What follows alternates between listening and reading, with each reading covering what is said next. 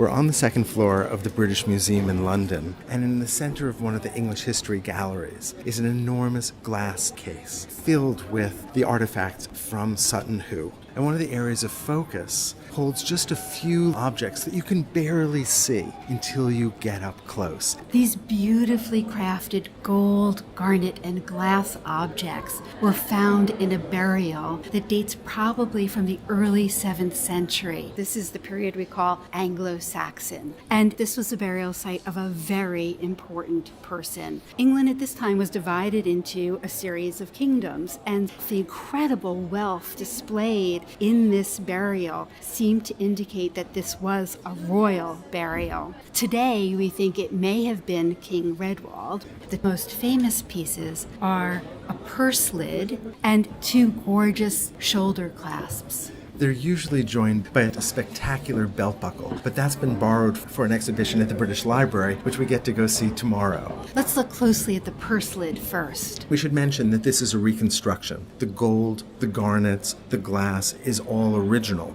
but the white background would have originally been bone or perhaps walrus ivory.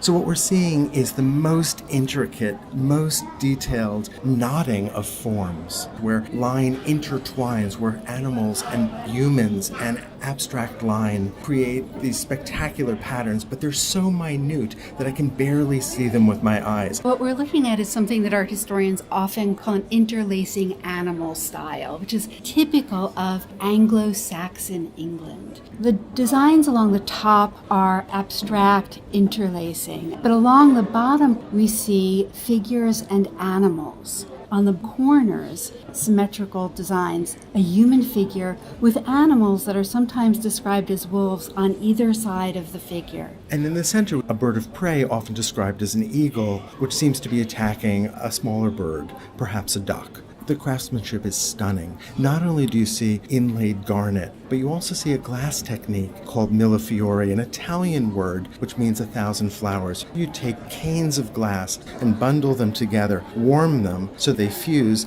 and you can slice them into these thin, beautiful patterned fields. We also have the technique of cloisonne, gold strands that can close glass or garnets. And you see this exquisite use of garnet and millefiori in other objects that were found at Sutton Hoo as well, including an unparalleled set of what we think were shoulder clasps. We think these held armor in place. The large rectangular field is filled with stepped rhomboids, these squared shapes that, if you look very closely, have stepped edges. What the jeweler has done is to take gold leaf, gold foil, and to stamp it with a pattern, and to place that behind the garnet, so that while the garnet is not faceted, it still reflects light in the most extraordinary way. And we see very fine working of gold called granulation. Here the jeweler has used a complex technique to fuse tiny granules of gold in very precise ways to the surface of the clasp itself. We see interlaced serpents. We can just make out their eyes and their heads and their tails. The eyes are easy to recognize because those are little bits of inset blue glass.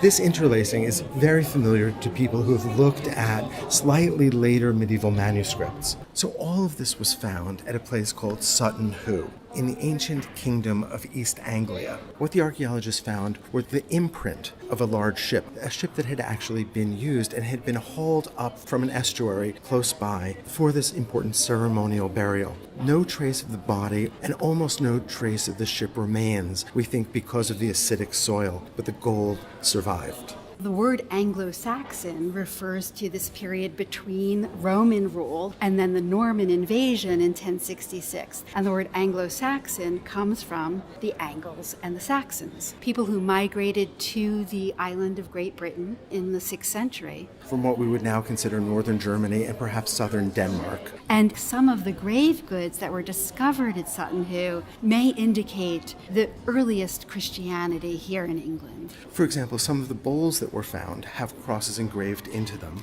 And 2 spoons are inscribed with the names Paul and Saul, that is, Paul from the New Testament.